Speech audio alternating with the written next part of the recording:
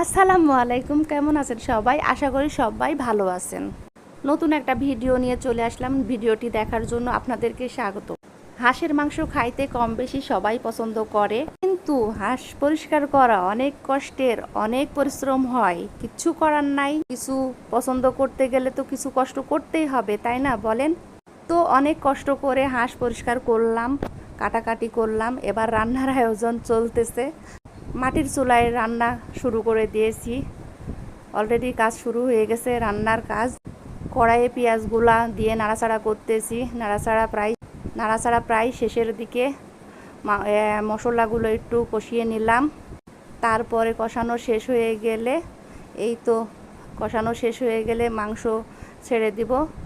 কিছুক্ষণের মধ্যে মাংস ছেড়ে দেব, দিয়ে তারপরে মাংসগুলা যখন কড়াইতে সব দেওয়া হয়ে যাবে, তারপরে নাড়াচাড়া করব অনেকক্ষণ ধরে।